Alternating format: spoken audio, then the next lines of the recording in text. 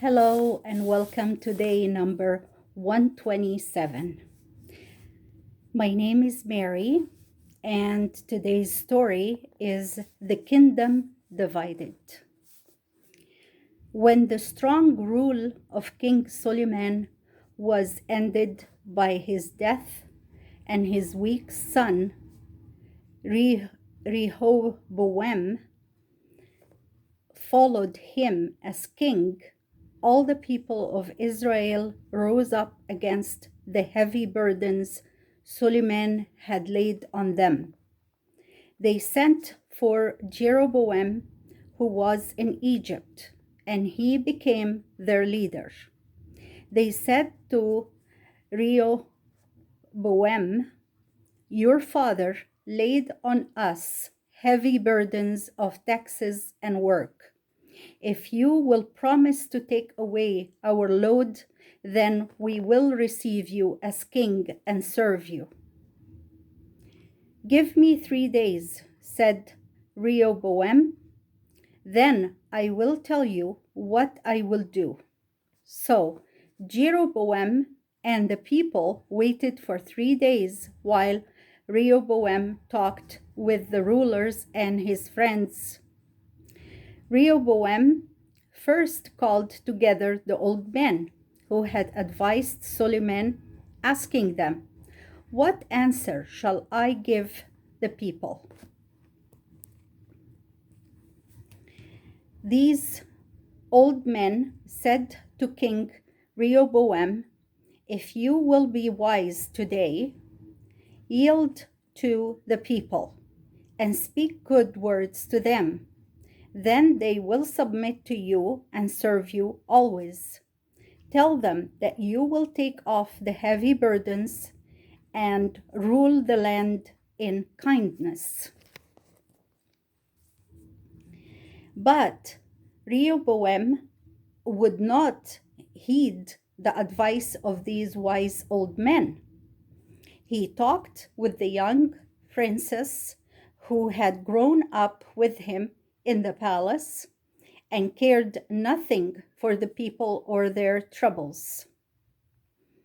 And the young nobles said to Rehoboam, "Say to the people, 'My father made your burdens heavy, but I will make them heavier still.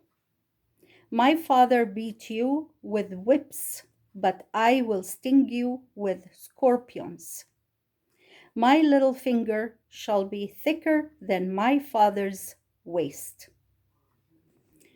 On the third day, Jeroboam and all the people came to Rehoboam for his answer. And the foolish young king did not follow the good advice of the old men, who knew the people and their needs.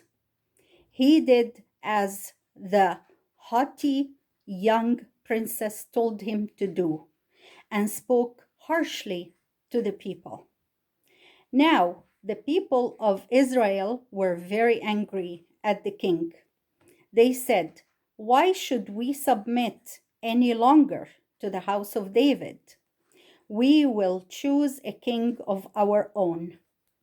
That day, 10 of the 12 tribes of Israel broke away from the rule of King Rehoboam and the house of David. They made Jeroboam their king. His kingdom was all the land northward from Bethel to Dan, and also all the tribes on the east of the river Jordan. Rehoboam was still a king, but only over the tribe of Judah and part of Benjamin. Rehoboam ruled over the mountain country on the west of the Dead Sea, but he had no control over the Philistine cities on the plain beside the Great Sea. So the kingdom of Judah, as it was called, was less than 1/3 the size of the kingdom of Israel. When the kingdom was divided, all the empire of Suleiman was broken up. The Syrians formed a kingdom of their own, with Damascus as its chief city. The Ammonites, the Moabites, and the Edomites all had their own kings. So the great empire, founded by David and held by Suleiman, fell apart and became 6 small, struggling states. Yet, all this was the will of the Lord, who did not wish Israel to become a great nation, but a good people. The Israelites were growing rich and living for the world, while God wanted them to be His people and worship Him. And that was the word of the Lord. Now we come to our discussion questions. Number 1, what kind of king was Rehoboam? What kind of king was Rehoboam? Number 2, what did he tell the people? What did he tell the people? Number 3, what did the people do? Number 3, what did the people do? Number 4, why did God let the kingdom break up like that? Why did God let the kingdom break up like that? And that was the end of our questions for now.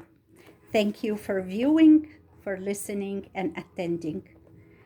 May God bless us all, and we'll meet again soon. Bye for now.